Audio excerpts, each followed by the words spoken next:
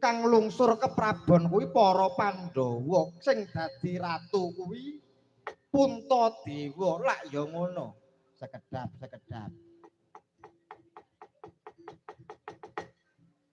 Ratu menika ingkang nurunaken ratu lak nggih ngoten. Ya bener.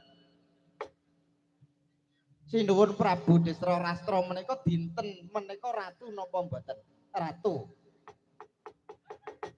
Menawi bapakipun ratu menika putranipun kedah urung mesti dadi ratu lho. Pripun to jenengan? Adate nek pake dadi ratu niku anake nggih dadi ratu.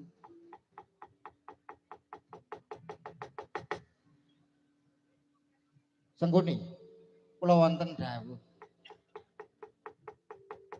Aja ganggu gawe.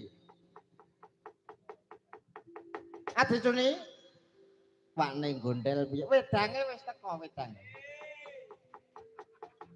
Dan nganti anyep ki meng wis siap ket sore meng urung ditokne adicune. Ora apa-apa mbok menawa kena nggo lunyu-lunyu.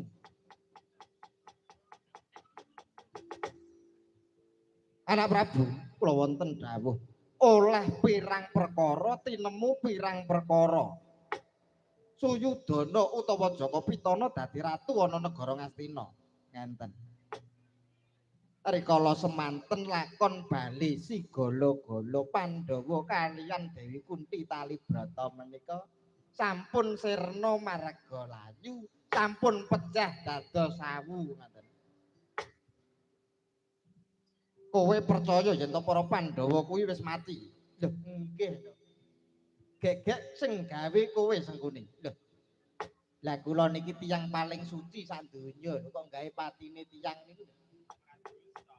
Napa mboten dosa?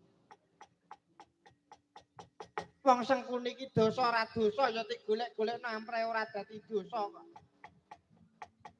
Nyawang wong wedok jere nek urung kedhep kuwi ora dadi dosa. Sengkuni iki yang ngono nek nyawang wong wedok nu melek terus ora tau kedhep ben ra dosa. Ngono kuwi kok iso?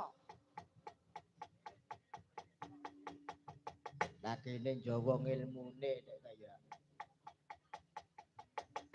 Kula yakin aku yakin mbok menawi para Pandhawa kaliyan Dewi Kunti Talibrata menika sampun pejah danten.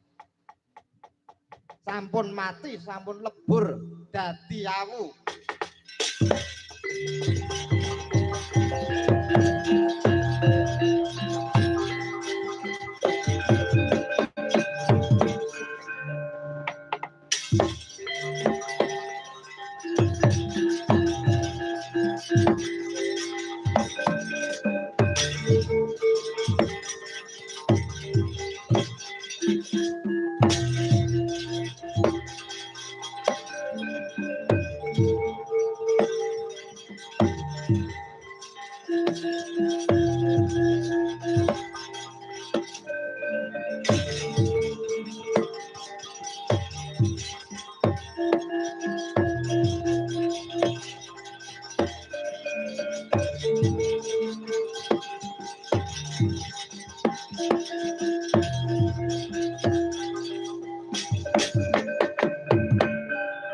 Pangkahangkra sumpar lindho katerbumi gonceng kumaludo guntur katuk.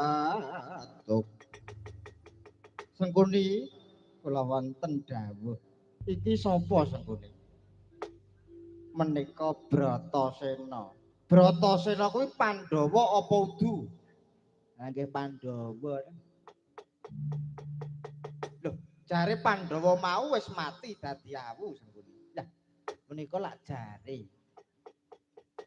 Wong nyatane kita tasik meger-meger menika lak nggih alhamdulillah.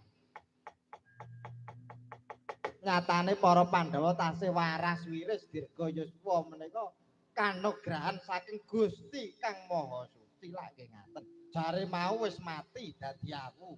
Lah menika lak jare. Nyekseni Sengkuni. Halah menika lak nggih jare. Sena. Wah.